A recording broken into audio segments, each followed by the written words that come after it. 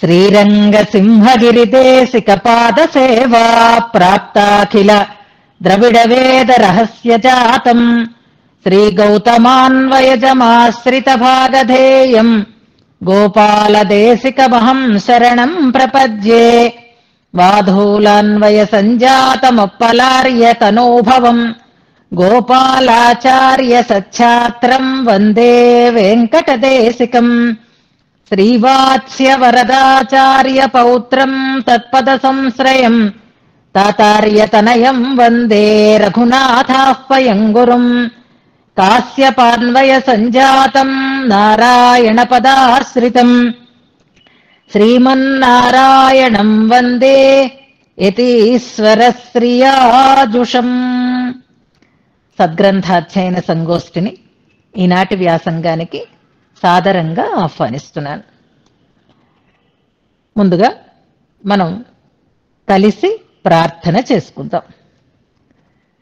నిన్న ప్రార్థన శ్లోకాల క్రమాన్ని మీకు నేను చెప్పి ఉన్నాను.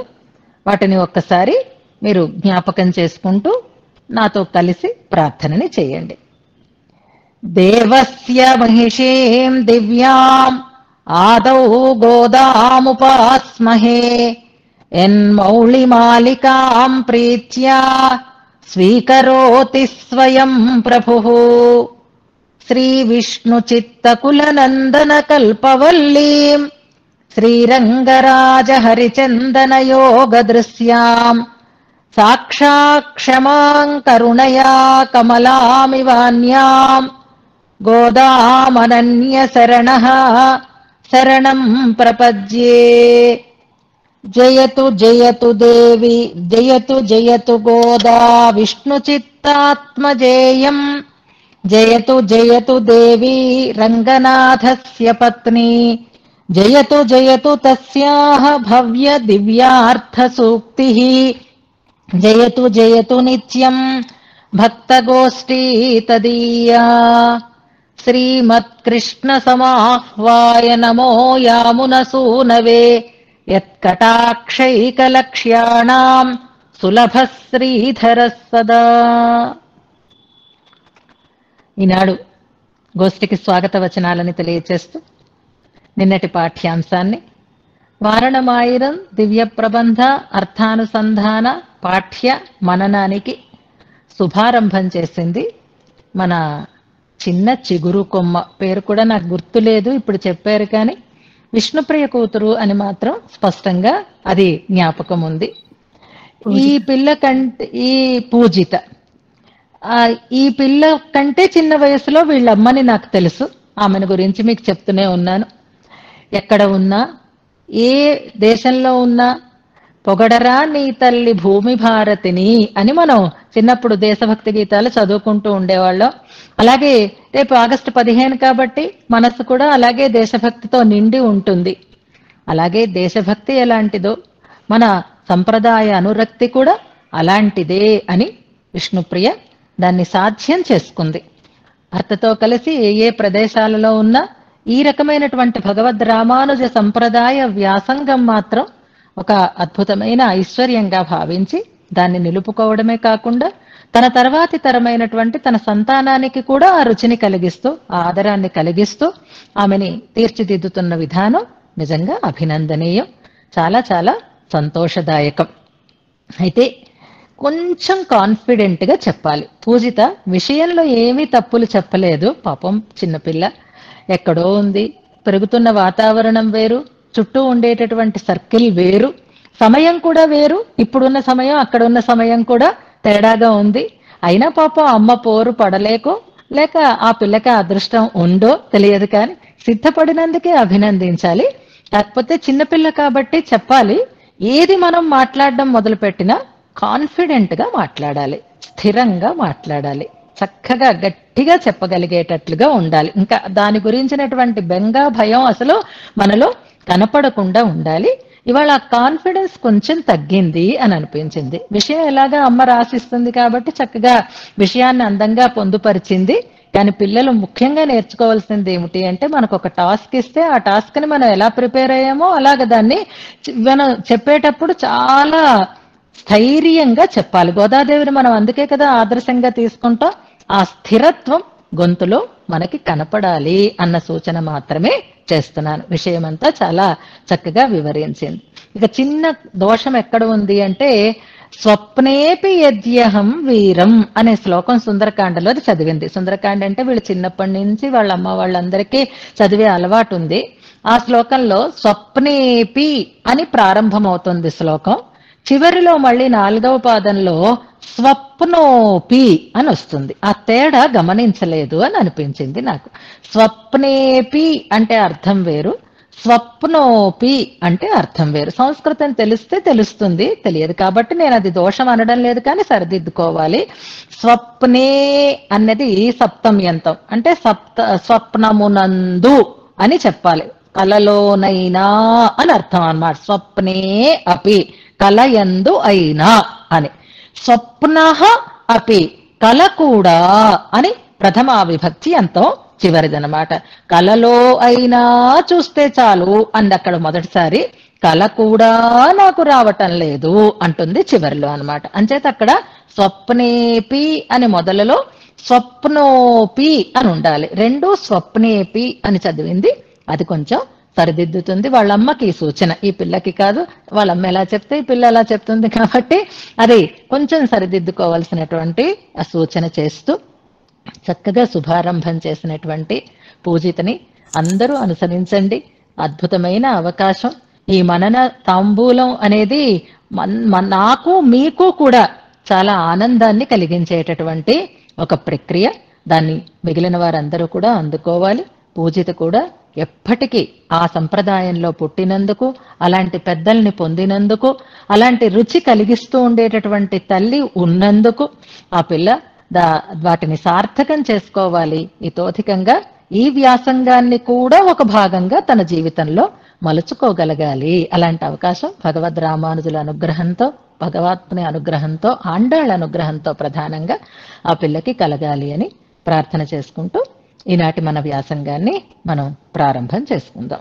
నిన్న మనం ఇంట్రడక్షన్ చెప్పుకున్నాం. వారణమాయిరం అనేటటువంటి నిత్యానుసంధానంలో ఉన్న 9వ విభాగానికి. అది ఆండాళ్ళు అనుగ్రహించినటువంటి దివ్య ప్రబంధంలో ఒక దశకం అని అనుకున్నాం. ఇది ఆండాళ్ తల్లి కలలో తాను చూసినటువంటి తన వివాహ ప్రక్రియని తెలియచేస్తుంది అని చెప్పుకున్నాం. ఇది ఉకారార్థాన్ని మనకి తెలియచేస్తుంది అని అనుకున్నాం. ప్రణవంలో ఉండేటటువంటి ఉకారార్థాన్ని తెలియచేస్తుంది అని చెప్పుకున్నాం. ఆ ఉకారము ఆయనకే చెంది ఉండుట అనే విషయాన్ని తెలియచేస్తుంది. అలాగే గోదాదేవి ఇందులో వెంకటవర్కెన్నై విధికీర్తియే అని వెంకటాచలనాథునికే నన్ను అంకితం అయ్యేటట్లుగా చేయవలసినది అని చెప్పడం ఉకారార్థాన్ని తెలియచేస్తోంది అని నేను అనుకున్నాం. అలాగే ఇందాక పూజిత మననం చేసినప్పుడు నవవిధ భక్తి మార్గాలలో ఆత్మనివేదన రూపమైనటువంటి భక్తి అని మనకి స్పష్టం చేసింది. అలాగే మనకి నవవిధ సంబంధాలలో భర్తృభార్య సంబంధం అని అనుకున్నాం నేను. అలాగే ఈ తిరువాయిమొഴി అంటే నాచ్యార్ తిరుమొഴి అనేటటువంటి దివ్య ప్రబంధము మరొక విషయాన్ని కూడా మనకి తెలియచేస్తోంది. ముందు సాంప్రదాయకమైనటువంటి అంశాలు మనం చెప్పుకుంటే స్థిరంగా నిలుస్తాయి కాబట్టి ముందుగానే మీకు తెలియచేస్తున్నాను. మనకి ప్రథమ పర్వనిష్ట, చరమ పర్వనిష్ట అని 2 ఉంటాయి అని అనుకున్నాం. అదే మధ్యమ పర్వం మధ్యలో ఉంటుందనుకోండి. ఆచార్య నిష్టని కలిగి ఉండడమే చరమ పర్వనిష్ట అని అంటారు అని మనం తెలుసుకున్నాం. ఆండాళ్ళమ్మవారు కూడా అలాంటి చరమ పర్వనిష్టనే ఇందులో మనకి ప్రతిపాదన చేస్తున్నారు అని మనం మరొక అంశాన్ని, ఆ దివ్య ప్రబంధంలో ఉండేటటువంటి ప్రత్యేకతని మనం తెలుసుకుందాం. ఈ నాచ్యార్ తిరుమడి దివ్య ప్రబంధం 4000 దివ్య ప్రబంధ క్రమంలో 3వది లేదా 4వది.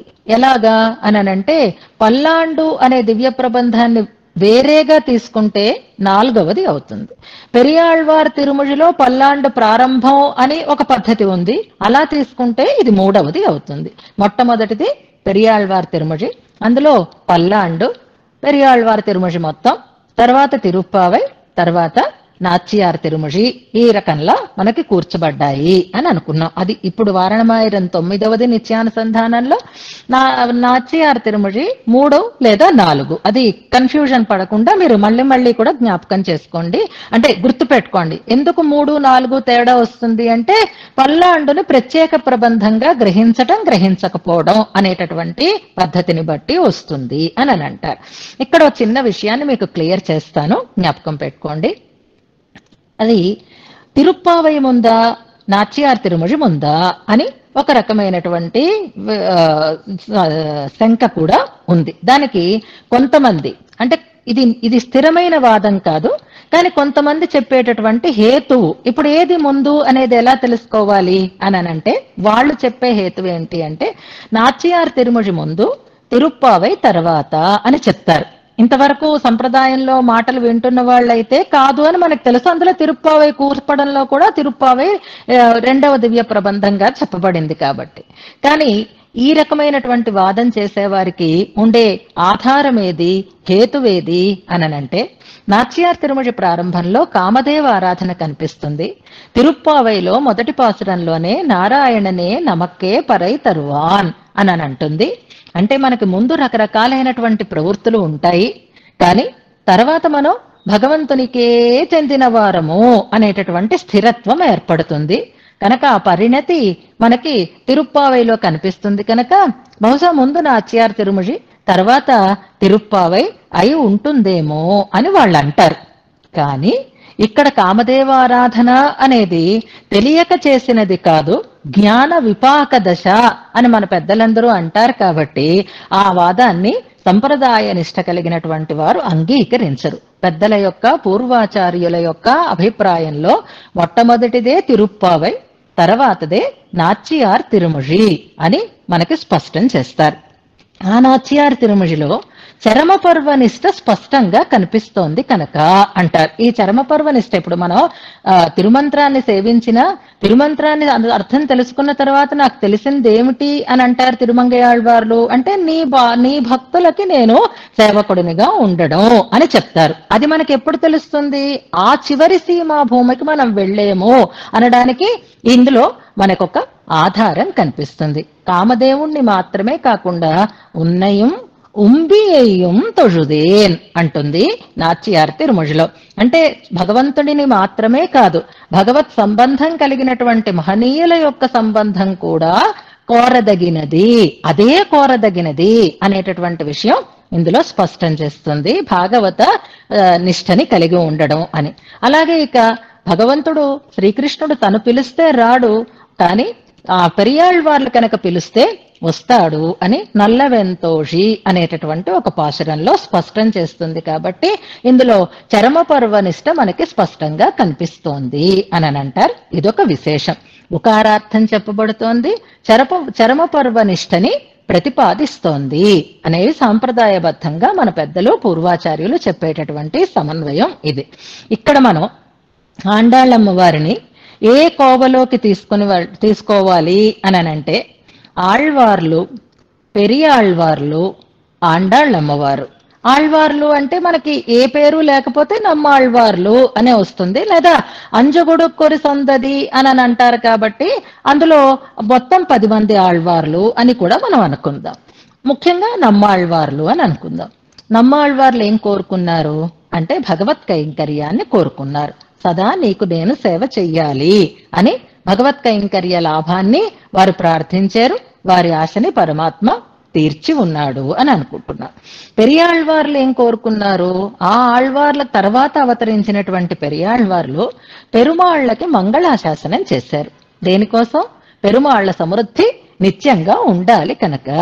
ఇవాళ ఈ పల్లాండు అనే మాట మనందరం నిత్యంగా పెట్టుకుంటున్నాం. ఇప్పుడు ఈ పూజిత చెప్తూ ఉంటే కూడా పల్లాండు అని పెడుతున్నారు. ఏదైనా సరే బాగుండాలి బాగుండాలి బాగుండాలి అనేటటువంటి కోరికని కలిగి ఉండడం.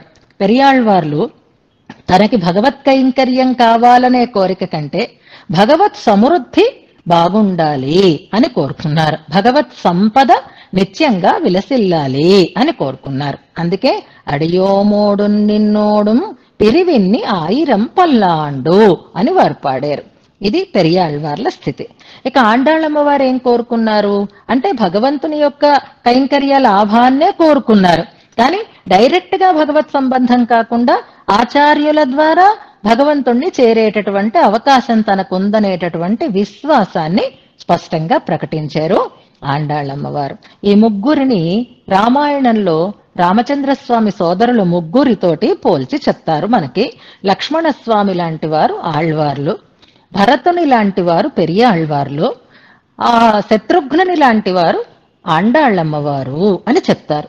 ఇలాంటి ఆచార్యనిష్ట కలిగి ఉన్నవారే మధుర కవులు కనుక ఆండాళ్ళమ్మవారిని మధుర కవులని కూడా శత్రుఘ్నునితో పోల్చి చెప్తారు మనకి. శత్రుఘ్నుడు భరత సేవకే అంకితుడైనాడు. భరతుడు రామచంద్రుడికి దూరమైనా సరే రామచంద్రుని యొక్క సమృద్ధిని కాపాడేటటువంటి ఆ మాటని ఆయన పాటించి ఉన్నాడు. లక్ష్మణస్వామి రామచంద్రునికి దూరం కాకుండా నిత్య రామ కైంకర్య లాభాన్ని పొంది ఉన్నాడు కనుక ఆ ముగ్గురి లాంటి వారు ఈ ముగ్గురు అని చెప్తారు. ఆ రకంగా కూడా మనకి ఆండాళ్ళమ్మవారి ఈ దివ్య ప్రబంధంలో చరమ పర్వనిష్ట స్పష్టంగా తెలియబడుతోంది అని అంటారు. అలాంటి ఈ అద్భుతమైనటువంటి దివ్య ప్రబంధంలో ఈ దశకానికి ఒక ప్రత్యేకత ఉంది, ఈ ప్రబంధానికి ఒక ప్రత్యేకత ఉంది. నాచ్యార్ తిరుమల దివ్య ప్రబంధాన్ని ఎప్పుడు అనుసంధానం చెయ్యాలి అనంటే ఎప్పుడూ అనుసంధానం చెయ్యాలి అనేది నిత్య అనుసంధాన కోవలోకి చెందుతుంది. అలా కాకుండా విశేషించి ఆళ్వార్ల ప్రబంధాలలో 2 ప్రబంధాలని ప్రతి శుక్రవారం అనుసంధానం చేసేటటువంటి ఒక పద్ధతి పెద్దలు అనుసరిస్తూ ఉండేవారు. ఆ 2 ప్రబంధాలు ఒకటి సిరియ తిరుమడల్, రెండవది నాచ్యార్ తిరుముళి అనేటటువంటి దివ్య ప్రబంధాలు. ఇవి తప్పనిసరిగా శుక్రవారం నాడు అనుసంధానం చేసేటటువంటి అలవాటు పెద్దలకి ఉంటూ ఉండేది. సరే ఇప్పుడు కాలక్రమంలో అది పోతోంది, దివ్య దేశాలలో ఇప్పటికీ మనకి కనిపిస్తూ ఉంటుంది. ఇప్పటికీ మనకి నాచ్యార్ తిరుమల దివ్య ప్రబంధం ప్రతి శుక్రవారం తిరువేంగడముడయాన్ సన్నిధిలో జరిగేటటువంటి తిరుమంజన సమయంలో అనుసంధింపబడుతుంది. లక్ష్మీ అమ్మవారికి ద్విభుజ వ్యూహ లక్ష్మికి ఆ తిరుమంజనాన్ని సమర్పించేటటువంటి సమయంలో నాచ్యార్ తిరుమల దివ్య ప్రబంధం అనుసంధింపబడుతుంది అని తిరుమల సమయాచారాలలో మనకి స్పష్టంగా కనిపిస్తుంది. ఆ రకంగా శుక్రవారం ఈ ప్రబంధం విశేషించి తిరుమలలో మనకి అనుసంధింపబడుతూ ఉంటుంది. ఆ పద్ధతిని ఇళ్లల్లో, గృహాలలో, ఇతర సన్నివేశాలలో కూడా పాటిస్తూ ఉంటారు పెద్దలు అని ఆ రకంగా దీనికి ఉండేటటువంటి ప్రత్యేకతని మనం తెలుసుకుందాం. అలాగే వారణమాయిరం దివ్య ప్రబంధానికి ఉండేటటువంటి విశిష్టత, ప్రత్యేకత, ఆదరం ఎక్కడా అంటే వివాహ సమయాలలో శ్రీ వైష్ణవుల సంప్రదాయాన్ని అనుసరించి జరిగేటటువంటి వైదిక వైవాహిక ప్రక్రియ ఎప్పుడు పూర్తవుతుంది అంటే ఈ వారణమాయిరం అనుసంధానం లేకుండా వివాహ ఉత్సవం పూర్తి కాదు. అది భగవంతుని కళ్యాణ మహోత్సవం అయినా సరే, అలాగే ఇంట్లల్లో మనకి చేసుకునేటటువంటి కళ్యాణ మహోత్సవ సందర్భంలోనైనా సరే వారణమాయిరం అనుసంధానం చెయ్యడం, కొబ్బరికాయలను దొర్లించటం ఇదన్నీ మనకి ఇప్పుడు బాగా అన్ని చోట్ల మనం చూస్తున్నాం కాబట్టి వేరే విశేషించి చెప్పాల్సినటువంటి అవసరం లేదు. ఇది అద్భుతమైనటువంటి ఫలితాన్ని అందిస్తుంది. వైదికమైనటువంటి వైవాహిక ప్రక్రియలో ఒక భాగంగా స్వీకరించబడింది వారణమాయిరం అనేటటువంటి ఈ దశక అనుసంధానం. అందుకే దీన్ని పచ్చై కోలం అంటారు లేదా పచ్చై కళ్యాణం అని అంటారు. ఆ కొబ్బరికాయలకి బోళ్ళంత ధర పలుకుతుంది. కావాలని దాన్ని తెచ్చుకొని తాము కోరినటువంటి ముఖ్యంగా వివాహాది మంగళాలని జనం పొందుతూ ఉంటారు అనే ఒక సంప్రదాయం ఇప్పటికీ మనకి పాటింపబడుతూ ఉంటుంది. నిత్య కళ్యాణ మహోత్సవమైన వారణమాయిరం లేకుండా పూర్తి అవదు. అలాగే వైదికమైనటువంటి వివాహ మహోత్సవంలో దానికి కూడా 5 రోజులు వైవాహికమైనటువంటి ప్రక్రియ జరుగుతూ ఉండేది. అందులో 4వ రోజు ఈ రకమైనటువంటి ఉత్సవం చేస్తారు అని మన పెద్దలు చెప్తారు. ఆ రకంగా ఈ దివ్య ప్రబంధం ఈ దశకం కూడా అందరి చేత ఆరాధింపబడి ఒక రకమైనటువంటి కర్మకాండగా ఇందులో మనకి ప్రక్రియగా నిర్వహింపబడుతూ ఉంటుంది. తిరుప్పావైలో జ్ఞాన ఫలం మనకి కనిపిస్తే ఇందులో నాచ్యార్ తిరుమలలో కర్మ ఆచరణ విధానం ఇంత మంచిగా ప్రతిపాదింపబడింది అని ఆండాళ్ళమ్మవారి 2 దివ్య ప్రబంధాలకే ఉండేటటువంటి విశిష్టతని మన పెద్దలు చెప్తారు. అలాంటి అద్భుతమైనటువంటి మధురమైనటువంటి వైదికమైనటువంటి స్వాప్నికమైనటువంటి వివాహ మహోత్సవ ప్రక్రియని మనం ఇప్పుడు అనుసంధానం చేసుకోబోతున్నాం.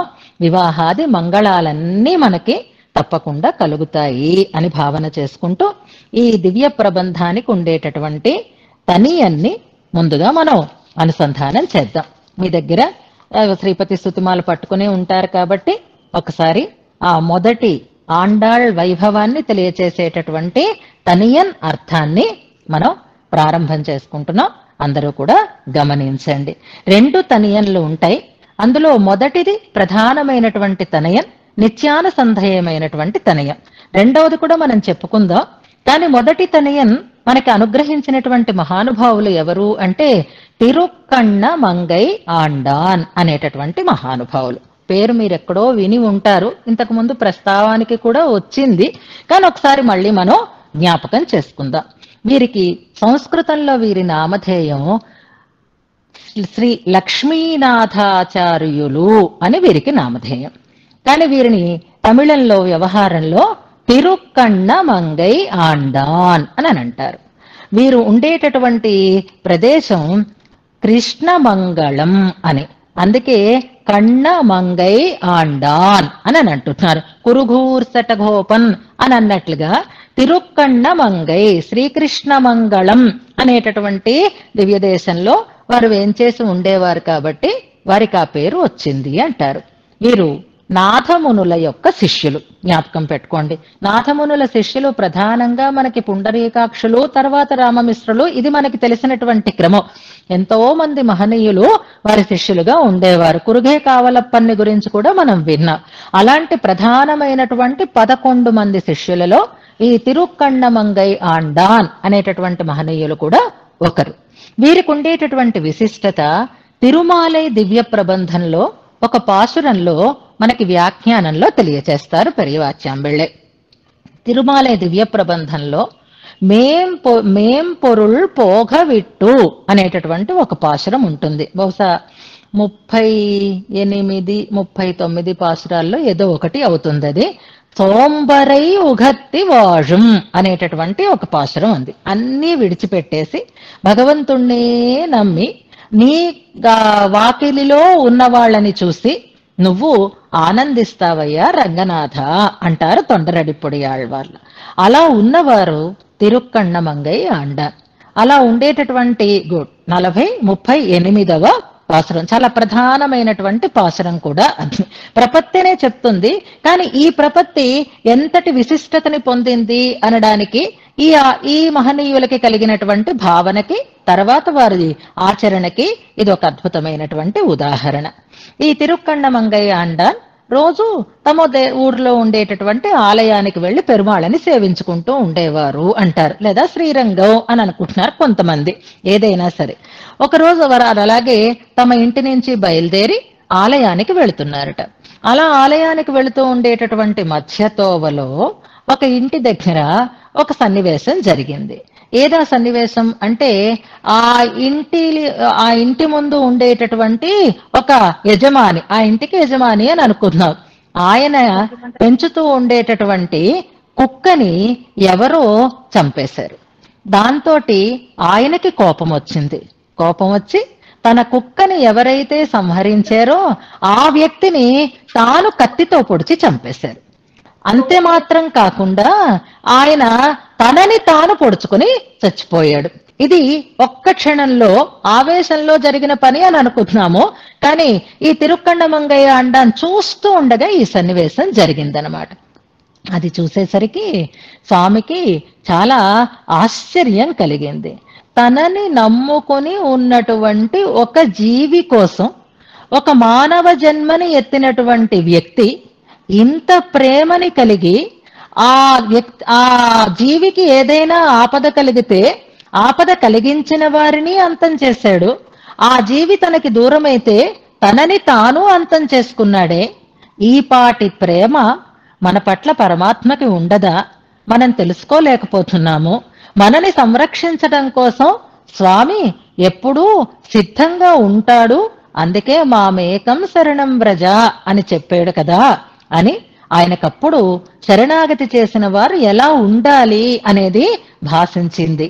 వెంటనే అన్నీ విడిచిపెట్టేసి ఆఖరికి తనకి కావలసిన అన్నపానాదుల కోసం కూడా తాను ప్రయత్నం చెయ్యకుండా ఆ ఆలయపు వాకిటిలో ఒక కుక్కలాగా పడి ఉండేవారట ఈ తిరుక్కన్నమంగై ఆండాన్ అనేటటువంటి మహనీయులు. ఎవరైనా భక్తులు ఏదైనా ప్రసాదం పెడితే తినడం, లేకపోతే అక్కడే పడి ఉండడం అనేటటువంటి స్థితిలో తమ శేష జీవితాన్ని గడిపేరు అని అంటారు. అలాంటి మహనీయులైనటువంటి ఆచార్యులు ఆండాళ్ వైభవాన్ని గురించి మనకి అందిస్తూ ఉండేటటువంటి తనియన్ ఇది అనుసంధానం చేస్తున్నాను, గమనించండి. అల్లినాళ్ తామరై మేల్ ஆரணங்கினின் துணவி மல்லிநாடாண்ட மடமையில் மெல்லியலாள் ஆயர்குலவேந்தனாகத்தாள் தென் புதுவை వేయర్ పయంద విళక్కు. ఇందులో శ్లోకాలలో మనం క్రియాపదం చూసుకునే అలవాటు ఉంది, కానీ పాసురాల దగ్గరికి వచ్చా సమయాన్ని బట్టి అందులో ఉండేటటువంటి సందర్భాన్ని బట్టి ఆ ప్రక్రియను కూడా మనం అనుసరిస్తాం. నిజానికి ఇందులో మనకి క్రియాపదం అంటూ చెప్పడానికి ఏదీ లేదు. ఆండాళ్ళమ్మవారి వైభవాన్ని వర్ణిస్తున్నారు, ఆమెకు ఉండేటటువంటి ప్రత్యేకతలని చెప్తున్నారు. ఇందులో ప్రధానంగా 3 లేదా వాటిని ఇంకొంచెం విశ్లేషించుకుంటే 5 విశిష్టతలు ఇందులో అమ్మవారికి చెప్పబడుతున్నాయి అని మనకి వ్యాఖ్యాతలు చెప్తారు. ముందుగా ప్రతిపదార్థం చూద్దాం. ప్రారంభం నుంచే పదాలు విరుచుకుంటూ వెళదాం. అల్లి, నాళ్, తామరై అనే 3 పదాలున్నాయి, గమనిద్దాం. అల్లి అంటే తామర పువ్వు అని ఒక అర్థం ఉంది, కానీ తామరై అనే పదం మళ్ళీ తర్వాత ఉంది కాబట్టి ఈ అల్లి అనే పదానికి మరొక అర్థాన్ని మనం తీసుకోవాలి. అల్లి అంటే పువ్వు రేకు అని కూడా ఒక అర్థం. అల్లి తామరై అంటే రేకులు కలిగినటువంటి తామర అని అర్థం. తామర పువ్వుకి కూడా దాంట్లో ఉండేటటువంటి రేకులని బట్టి ఆ తామర పువ్వుకి రకరకాల పేర్లు ఉన్నాయి అని అంటారు. 1000 రేకులు, 100 రేకులు, ఇలా రకరకాలుగా ఉంటాయి. ఏదైనా పువ్వు రేకులతో నిండి ఉంటే అందం అతిశయించి ఉంటుంది. అలాంటి ఒక తామరని చెప్తున్నారు. అల్లి తామరై అంటే రేకులు కలిగినటువంటి తామర. అంతేకాదు నాళ్ తామరై, నాళ్ అంటే రోజు, నన్నాళాల్ అని మనం తిరుప్పావైలో అనుసంధానం చేస్తాం. నాళ్ తామరై అంటే రోజు తామర అని అర్థం. రోజు తామర అంటే ఇక్కడ భావం మనం ఎలా తెలుసుకోవాలి అంటే ఆ రోజే వికసించినటువంటి తామర అని అర్థం. అంటే సద్యో వికసితమైనటువంటి తామర. అల్లి నాళ్ తామరై అప్పుడే వికసించినటువంటి దట్టంగా రేకులు కలిగినటువంటి తామరై, తామర మేల్ పైన అంటే తామర పైన, తామరవాసిని కమలవాసిని అని అమ్మవారు లక్ష్మీ అమ్మవారు చెప్పబడుతున్నారు. అల్లి నాళ్ తామరై మేల్ ఆర్ అణంగిన్ ఇన్ తుణైవి. ఆర్ అణంగిన్, ఆర్ అనేది నిండుతనానికి చెప్పేటటువంటి పదం. ఏరాంద కణ్ణి అని పదం గుర్తుపెట్టుకుందాం మనం. అల్లి నాళ్ తామరై మేల్ ఆర్ అణంగిన్ అంటే ఆ తామరంతా నిండి ఉండేటట్లుగా. ఆమెకి తామరే ఆసనం కాబట్టి ఆ తామరలో లక్ష్మీ అమ్మవారు చక్కగా ఆసీనురాలై ఉంటే ఆ తామర నిండుగా ఉండేటట్లుగా ఆసీనురాలై ఉంది. ఎవరామె అంటే సామాన్యమైనటువంటి స్త్రీ కాదు. ఈ అణంగిన్, అణంగిన్ అంటే దేవకాంత యొక్క అని అర్థం అన్నమాట. దివ్యమైనటువంటి లక్ష్మీ అమ్మవారు ఇక్కడ చెప్పబడుతున్నారు. సామాన్యమైనటువంటి స్త్రీ కాదు, కమలవాసిని అయినటువంటి లక్ష్మీ అమ్మవారు అణంగిన్. అలాంటి ఆ లక్ష్మీదేవి యొక్క ఇన్ తుణైవి, ఇన్ ఇంపైనటువంటి ఇష్టమైనటువంటి, తుణై అంటే సహాయము అని అర్థం. ఇక్కడ తుణైవి అంటే సహాయకురాలు అని అర్థం. ఇక్కడ సహాయకురాలు అనే అర్థాన్ని ఇంకొంచెం భావాన్ని మనం పెంచుకుంటే ఇష్ట సఖి అని ఇన్ తుణైవి అనే పదానికి మనం అర్థం తెలుసుకోవాలి. ఇన్ తుణైవి ఇష్ట సఖి ఇంపైనటువంటి స్నేహితురాలు. ఎవరికి? అమ్మవారికి. ఎటువంటి అమ్మవారికి అంటే దివ్యమైనటువంటి లక్ష్మీదేవికి. ఎక్కడ ఉంది ఆమె? కమలం మీద వేంచేసి ఉంది. అల్లి నాళ్ తామరై మేల్ ఆర్ అణంగిన్ నిండుగా వేంచేసి ఉన్నటువంటి దేవకాంత అయినటువంటి లక్ష్మీ అమ్మవారికి ఇన్ తుణైవి ఇష్ట సఖి. ఇది మొట్టమొదట అమ్మవారి యొక్క గోదా అమ్మవారి యొక్క వైభవానికి వీరు వివరించినటువంటి తీరు. లక్ష్మీ ప్రియ సఖీ శ్యామా అనే శ్లోకాన్ని జ్ఞాపకం చేసుకుందాం. ఎందులో అది శ్లోకం? మనం రోజు గోదా అష్టోత్తరం అనుసంధానం చేసుకుంటాం కదా, అందులో లక్ష్మీ ప్రియ సఖీ శ్యామా అనే పదాలు మనకు అక్కడ ఉంటాయి. లక్ష్మీ ప్రియ సఖి అని చెప్తున్నారు. మొదటి విశిష్టత. తర్వాత మల్లినాడు ఆండ మడ మయిల్. మయిల్ అంటే నెమలి అని అర్థం.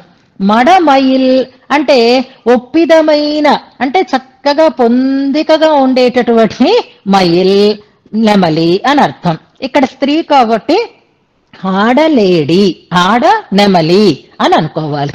ఈ నెమలి ఎక్కడుంది?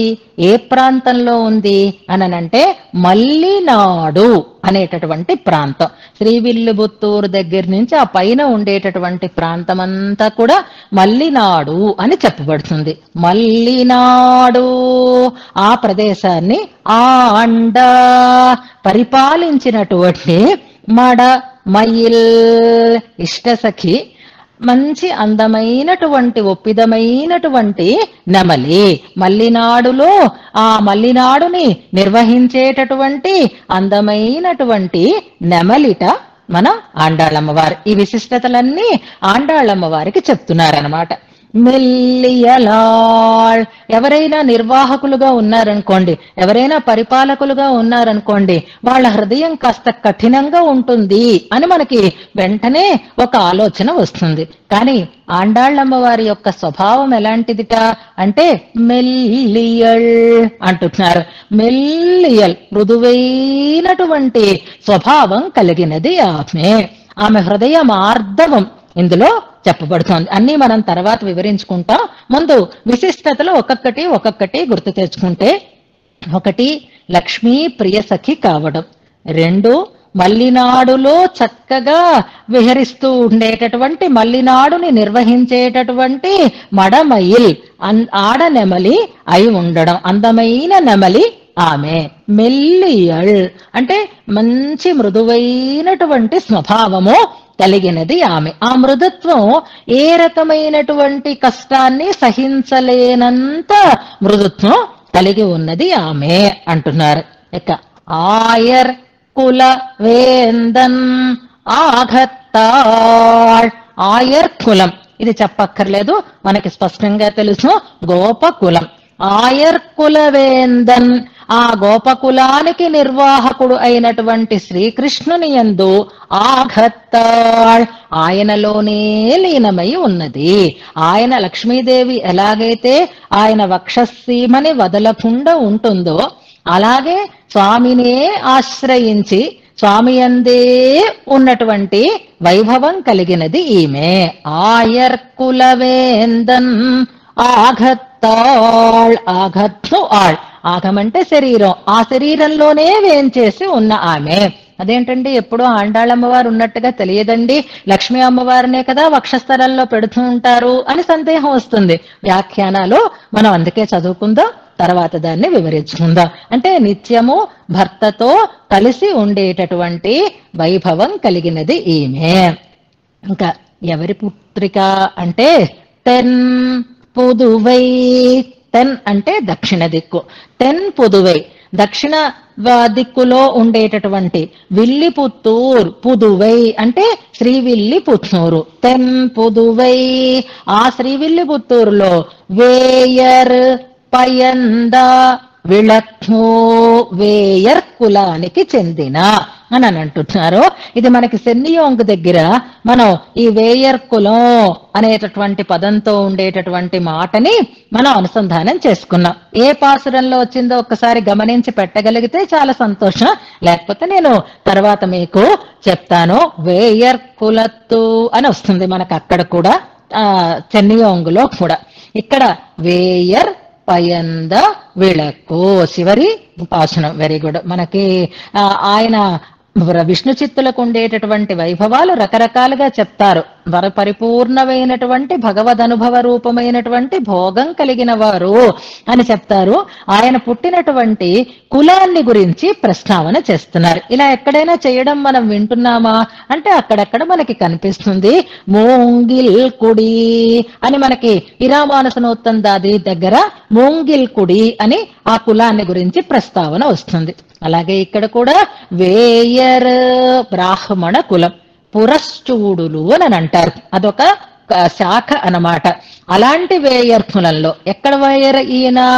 తెన్పుదువై వేయర్, శ్రీవిల్లిపుత్తూరులో ఉన్నటువంటి బ్రాహ్మణ వంశానికి చెందినటువంటి ఆ శ్రీ విష్ణు చిత్తులు పయందా పొందినటువంటి విళక్కు, అద్భుతమైనటువంటి ప్రకాశించేటటువంటి దీపము అమ్మవారు అంటున్నారు. చాలా అందమైనటువంటి పోలికని ఇందులో చెప్తున్నారు. పయంద విళక్కు, పెరియాళ్వార్లకి పుట్టిన అమ్మాయి అని చెప్పటం లేదు. పెరియాళ్వార్లు పొందినటువంటి అద్భుతమైనటువంటి జ్యోతి ఈమె, అద్భుతమైనటువంటి విళక్కు ఈమె అని అమ్మ వైభవాన్ని తిరుక్కण्ణ మంగయాండాన్ ఈ పాసురంలో, ఈ తనియన్ పాసురంలో మనకి తెలియచేస్తున్నారు.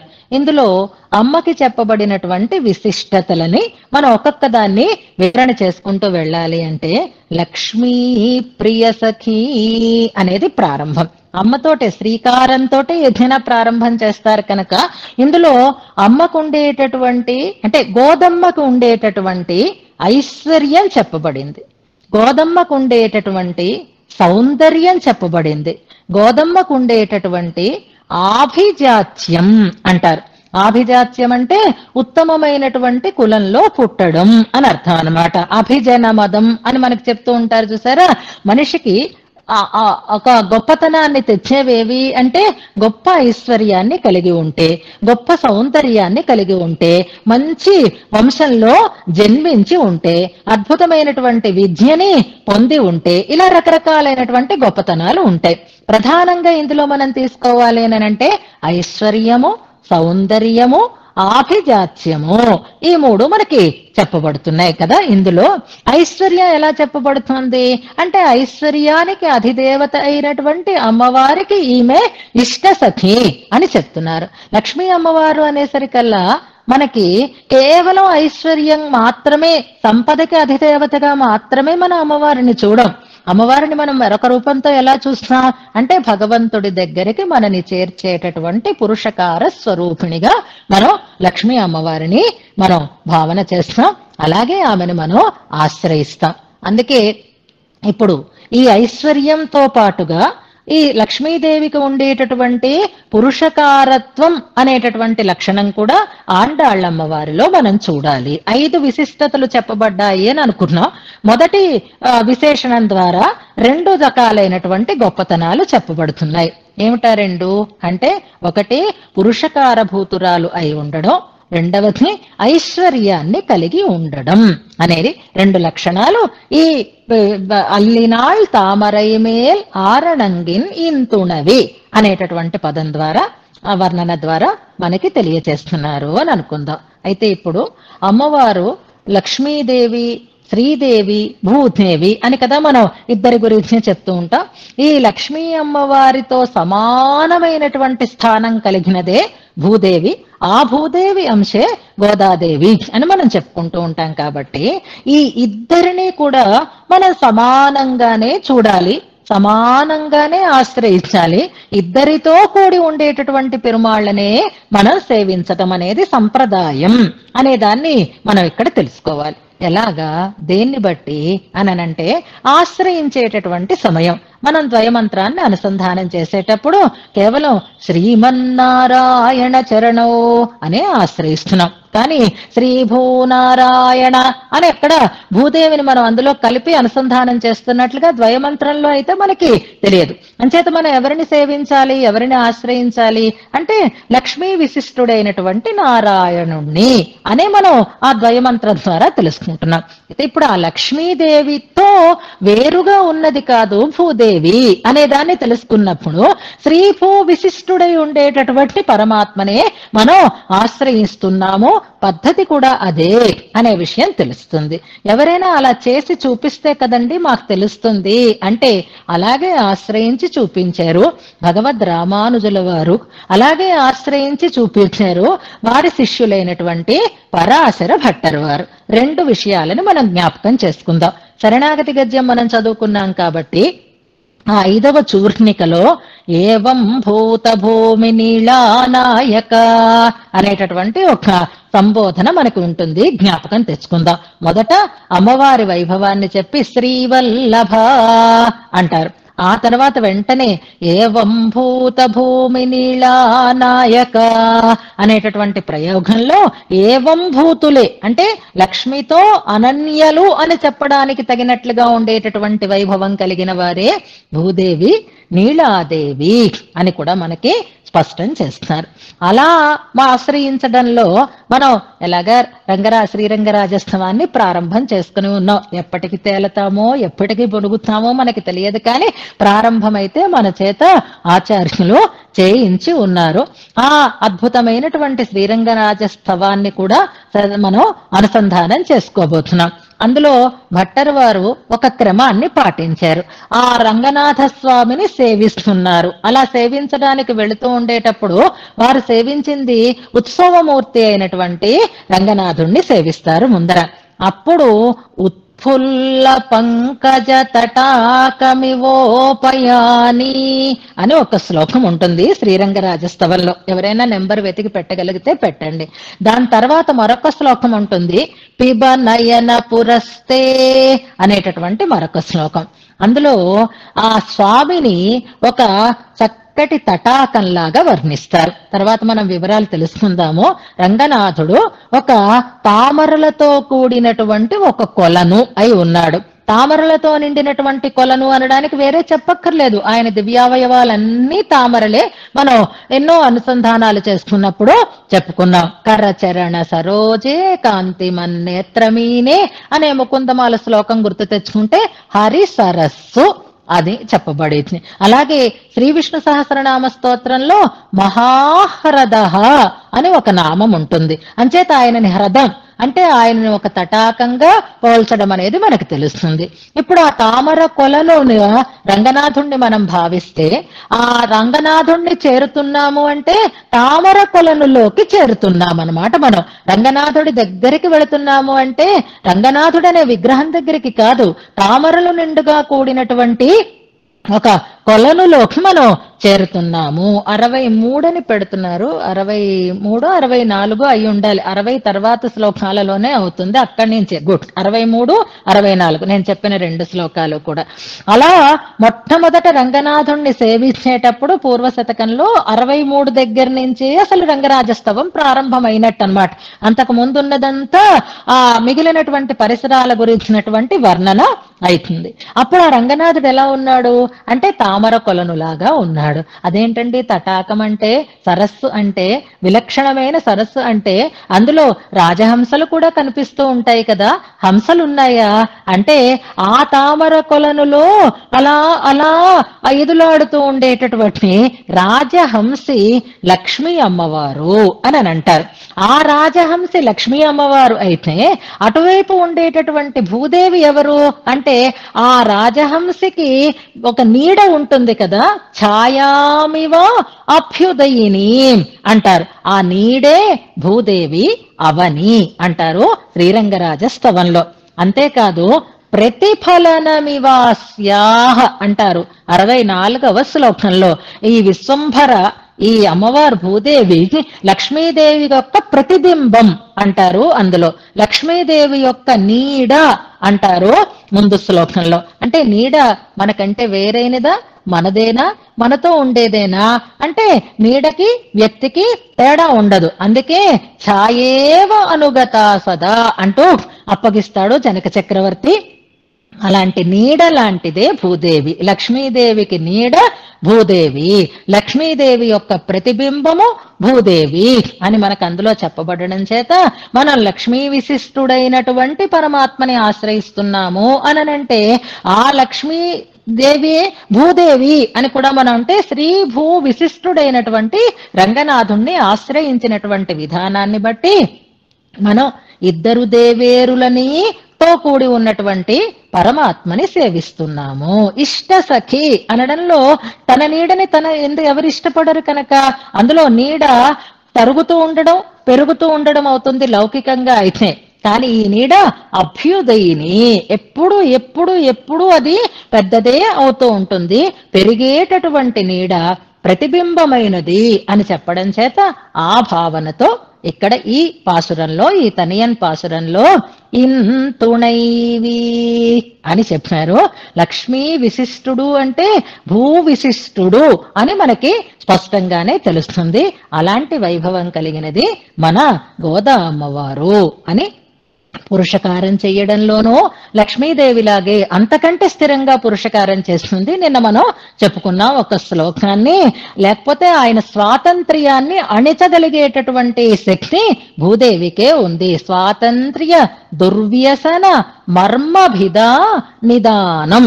ఇది ఎందులో శ్లోకమో ఎక్కడ శ్లోకమో ఒకసారి జ్ఞాపకం చేయండి, పెట్టండి, పర్వాలేదు, నిద్రపోకుండా ఉంటారు కదా. స్వాతంత్ర్య దుర్వ్యసన మర్మభిద నిదానం అనేటటువంటి పాదం నేను చెప్తున్నాను. మనకి కర్మానుగుణమైనటువంటి ఫలితాన్ని ఇచ్చేటటువంటి భగవంతుడి స్వాతంత్ర్యాన్ని అణిచివేసేటటువంటి వైభవం కలిగినది ఈమె. గోదాస్తుతిలోదే ఆ శ్లోకం మొదలు శ్లోకం నెంబరు పెట్టగలిగితే చూద్దాం. కర్మానుబంధి ఫలదాన రతస్య భర్తు స్వాతంత్ర్య దుర్వ్యసన మర్మభిద నిదానం అనేటటువంటి శ్లోకం. అలాంటి పురుషకారం, అలాంటి ఐశ్వర్యం, ఈ రెండు లక్షణాలు మొదటి దాంట్లో వచ్చాయి. మల్లినాడాండ మడమయిల్. ఇక అమ్మ నెమలిని గురించి చెప్పింది తిరుప్మావైలో. పునమయిల్ అని చెప్పింది. పునమయిల్ అంటే అడవిలో ఉండేటటువంటి మయిల్. నెంబర్ పెడుతున్నారు, వెరీ గుడ్, చాలా సంతోషం. ఇప్పుడు పునమయిల్ అంటే కాట్టుమయిల్ అంటారు. అంటే అడవిలో ఉండేటటువంటి నెమలి అని అర్థం. ఆండాళ్ తల్లి అడవిలో ఉండే నెమల లేకపోతే ఊర్లో ఉండేటటువంటి నెమల అనంటే నాట్టుమయిల్ అంటారు. తమిళం వ్యాఖ్యానం చాలా బాగుంటుంది, మనకు సమయం లేదు కానీ ఇందాక మనం ఇష్ట సఖి అని చెప్పుకున్నాం. తుణైవి అంటే సఖి అని కదా మనం చెప్పుకున్నాము. సఖి సిఖి రెండు పదాలు గమనించండి. సఖి అంటే స్నేహితురాలు, సిఖి అంటే నెమలి అని అర్థం అన్నమాట. నెమలికి సిఖి అని ఒక పేరు ఉంటుంది, ఒక వ్యవహారం ఉంటుంది. సఖి సిఖి. మొదట సఖిని గురించి చెప్పారు, ఇప్పుడు సిఖిని గురించి చెప్తున్నారు. ఈ సిఖి కూడా కాట్టుమయిల్ కాదు, నాట్టుమయిల్ అని అంటారు. తమిళ భాషలో ఉండేటటువంటి అందమైన పద ప్రయోగాలు అన్నమాట. నాడు అంటే దేశము, కాడు అంటే అరణ్యము అని అర్థం. అరణ్యంలో స్వేచ్ఛగా విహరించేటటువంటి నెమలికి ఉండేటటువంటి అందం ఎంతటిదో అలాగే మల్లినాడు ఆండ మడమయిల్ అంటున్నారు. ఈ మల్లినాడునంతటినీ పరిపాలించినటువంటి మంచి మడమయిల్. అలానే అహంకారం కాదు, అలానే స్వాతంత్ర్యం కాదు, మడమయిల్ విధేయమైనటువంటి అందమైనటువంటి నెమలిట అమ్మవారు అంటారు. అమ్మవారికి చాలా పేర్లు ఉన్నాయి. అందులో తండ్రి పెట్టిన పేర్లు ఏవి అనంటే మనకు సందేహం లేకుండా వెంటనే ఏం చెప్తామంటే కోదై అని. ఆయనకి తులసివనంలో దొరికింది. ఆయన భగవంతుడికి మాలికలు సమర్పించేటటువంటి కైంకర్యాన్ని నిత్యం నిర్వహిస్తూ ఉంటారు కనుక ఈ పిల్లని కూడా ఒక మాలికగా భావించారు. పుట్టగానే లభించగానే ఆమెకి కోదై అని నామకరణం చేశారు. తర్వాత ఆయనే ఆమెని ఆండాళ్ అన్నారు. గుర్తుపెట్టుకోండి. ఎప్పుడు కోదై ఆండాళ్ ఎప్పుడైంది అనంటే ఆమె ధరించి మాలికలు పెడితే గ్రహించి విష్ణు చిత్తుల వారు సమర్పించలేదు ఒకరోజు. ఈ చరిత్ర మనకి తెలిసినదే. అప్పుడు వటపత్ర సాయి కలలో కనిపించాడు. ఎందుకు సమర్పించలేదు అన్నాడు. నాకు సమర్పించు, నాకు అవే ఇష్టం అన్నాడు. వెంటనే ఆయనకి నిద్రలోంచి మెలకువ వచ్చింది. అప్పుడు ఆయన కనిపించిందిట, ఈ పిల్ల సామాన్యురాలు కాదు, ఈ పిల్ల సాక్షాత్గా దేవేరుల అవతారమైంది, ఈ లోకాన్ని పాలించడానికి వచ్చినటువంటి దివ్య మహిషి ఈమె అని ఆయన నిశ్చయం చేసుకున్నారట. అందుకే ఆండాళ్ అని అప్పుడు నిశ్చయం చేసుకున్నారట. ఆండుగై అంటే పరిపాలించడం, ఆండాళ్ ఈమె సాక్షాత్తుగా దేవదేవుని యొక్క దివ్య మహిషి అన్నప్పుడు ఆయనకు అర్థమైంది. కనుక కోదై అనే నామకరణం ఆండాళ్గా మారింది.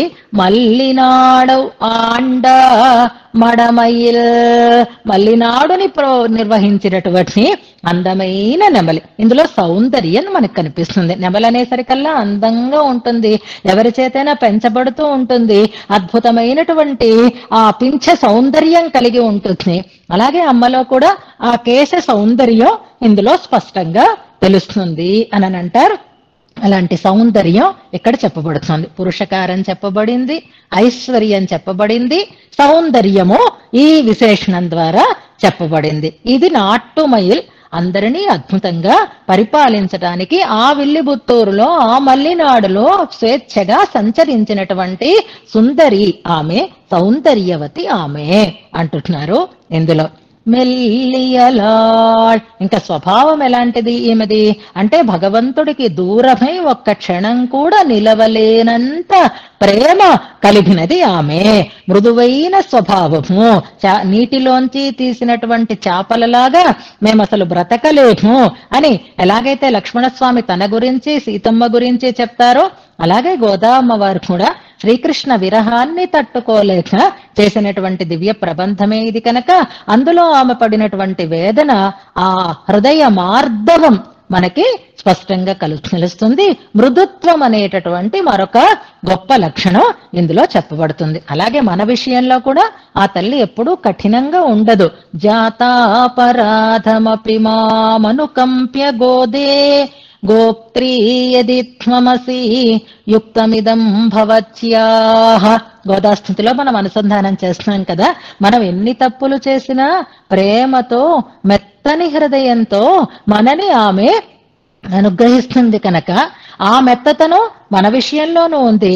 భగవంతుడికి దూరమైతే పువ్వు ఎలాగైతే నీటిలోంచి తీస్తే వాడిపోతుందో, భగవంత్ గుణానుభవం లేకపోతే వాడిపోయేటటువంటి మృదుత్వం గోదమ్మలో ఉంటుంది. కాబట్టి మెల్లియలాళ్ అంటున్నారు ఆమెని. అందుకే ఆయర్కులవేందన్ ఆగత్నాళ్, ఆ స్వామిలోనే తాను చేరి ఉంటున్నది ఆమె. మనకి ఇద్దరికే ఈ వైభవం ఉంది, ఆండాళ్ళమ్మ వారికి అలాగే తిరుప్పాణర్కి అని అమలనాది పిరాన్ చెప్పుకున్నప్పుడు మనం చెప్పుకున్నాం. తిరుప్పాణర్ కంటే ముందుది అమ్మవారు కాబట్టి భగవంతునిలో ఐక్యమైనటువంటి అదే ఈ రూపంతోటే, ఈ మానవ రూపంతోటే భగవంతునిలో చేరినటువంటి వైభవం కలిగిన తల్లి ఆండాళ్ళమ్మవారు, గోదా అమ్మవారు. కనుక ఆయర్కులవేందన్ ఆఘత్తాళ్. నాచ్యార తిరుమలలో ఈ సన్నివేశానికి తగిన ఎన్నో ఉదాహరణలు మనకి చూపిస్తూ ఉంటారు. అంతేకాదు ఆయన ఆయర్ కులంలో పుట్టారు, ఈమె వేయర్ కులంలో పుట్టింది. ఆ కృష్ణుడికి తగిన రీతిలో గోపికా భావనని పొందింది కనుక ఆయనని వివాహం చేసుకోవడానికి, ఆయనని పొందడానికి తగినటువంటి యోగ్యత కలిగినది అయి ఉంది అంటున్నారు. ఆయర్ కులవేందన్ ఆఘత్తాళ్ తెన్ పుదువై వేయర్ పయందా విళక్కు. ఆయనేమో ఆయర్ కులంలో పుట్టినటువంటి మణి విళక్కు, ఈమె వేయర్ కులంలో పుట్టినటువంటి విళక్కు దీపం. ఎంత అద్భుతమైనటువంటి ఆ సమన్వయమో ఒక్కసారి మనం గుర్తుపెట్టుకుంటే మనకి తిరుప్పావై దివ్య ప్రబంధంలో ఆయర్ కులంలో పుట్టినటువంటి మణి విళక్కు అని శ్రీకృష్ణుని గురించినటువంటి ప్రశంస స్పష్టంగా కనిపిస్తుంది. ఆ విష్ణు చిత్తుల యొక్క భాగ్యము లేక ఆండాళ్ళమ్మవారి యొక్క కరుణో తెలియదు, కానీ మన కోసం ఈ లోకంలో అవతరించి వచ్చింది. దివ్యమైనటువంటి జ్ఞాన దీపాన్ని మనకి అందించిన తల్లి కనుక ఆమె ఒక దీపంగా ఈ లోకానికి అంది ఉన్నది అని వేయర్ పయంద విళక్కు అని అమ్మ వైభవాన్ని ఇందులో చెప్తున్నారు. దీన్ని బట్టి అమ్మ ఉత్తమ వంశంలో పుట్టినది అనే విషయం మనకి స్పష్టం అవుతోంది. అంతేకాదు ఇలా చెప్పుకోవాలి అని అంటే ఈమె విష్ణు చిత్తుల కుమార్తెని అనే చెప్పుకుంటుంది. తెన్ పుదివై పట్టరఫిరాన్ కోదై పట్టరఫిరాన్ కోదై అనే చెప్పుకుంటూ ఉంటుంది. కానీ నిజానికి ఈమె వైభవం ఎలాంటిది అంటే ఆండాళ్ళమ్మవారి తండ్రి, ఆండాళ్ళమ్మవారి తండ్రి గోదాదేవికి తండ్రి అని చెప్పుకోవడానికి తగినంత వైభవం కలిగినది ఈమె అని అంటారు. మనం వ్యాస భగవానుల యొక్క గొప్పతనాన్ని చెప్పుకునేటప్పుడు సుఖతాతం తపోనిధిం అని ఎలా చెప్పుకుంటామో వ్యాసం వశిష్ఠనప్తారం పైనుండేటటువంటి వారి సంబంధాన్ని చెప్పును ఆయన కుమారుడైనటువంటి సుకుడి యొక్క గొప్పతనాన్ని భావించి సుఖ మహర్షికి తండ్రి అయినటువంటి వాడు అని కూడా వ్యాస భగవానుల యొక్క విశిష్టతగా ఎలా చెప్పబడిందో అలాగే ఆండాళ్ళమ్మవారిని కుమార్తెగా పొంది ఉండడం అనేది విష్ణు చిత్తులకి ఉండేటటువంటి ప్రత్యేకత అని చెప్పడం కోసం వేయర్ పయంద విళక్కు అని అమ్మని ఒక అద్భుతమైనటువంటి దీపంగా ఇందులో చెప్తున్నారు. గోదై అంటే వేరే మాలిక కాదు, అమ్మ ధరించి ఇచ్చిన మాలిక కాదు, అమ్మనే ఒక మాలికగా స్వీకరిస్తాడు స్వామి, అమ్మనే ఒక దీపంగా భావిస్తాడు స్వామి అని మనకి ఇందులో తెలుస్తుంది. ఇందులో చెప్పబడినటువంటి 5 విశిష్టతలని ఒక్కసారి మనం జ్ఞాపకం చేసుకుంటే మొదటిది ఐశ్వర్యము, పురుషకారము, ఈ రెండు కలిపి తీసుకుందా లేదా పురుషకారము. మొట్టమొదటిగా అమ్మవారిని మనం పురుషకార భూతగానే భావిస్తున్నాం కాబట్టి ఐశ్వర్యము ఈ రెండు చెప్పబడినాయి. మైల్ నెమ్మలిగా చెప్పబడుతోంది కాబట్టి సౌందర్యం మూడవ గొప్పతనంగా మనకి చెప్పబడింది. నాలుగవదేది మెల్లియలాళ్ మృదుత్వం, మార్దవం అనేటటువంటి ఒక గొప్పదైనటువంటి గుణం ఇందులో చెప్పబడింది. తర్వాత ఆభిజాత్యం అంటారు, అంటే ఉత్తమమైనటువంటి కులంలో పుట్టడం అనేటటువంటి 5 రకాలైనటువంటి గొప్పతనాలని మనకి తెలియచేస్తున్నాం. అమ్మని ఒక నెమలిగా, అమ్మని ఒక దీపంగా, అమ్మని ఒక మంచి సఖిగా, అమ్మని ఒక మృదు స్వభావగా ఇందులో మనకి తెలియచేస్తూ ఈ లోకాన్ని ఉద్ధరించటానికి వేయర్ కులంలో అవతరించినటువంటి జ్ఞాన స్వరూపిణి గోదా అమ్మవారు అంటున్నారు ఈ పాశురంలో. ఎప్పుడు మనం గోదాదేవి విశిష్టతలని భావన చేసుకున్న ఈ ఒక్క చిన్న తనయంలో మొత్తం ఇన్ని రకాలైనటువంటి విశిష్టతలని పొదిగి మనకి అందించారు తిరుఖండ మంగయ్య అండాన్. ఈ పాశురాన్ని నేను అంటాను, మీరు అందరుగా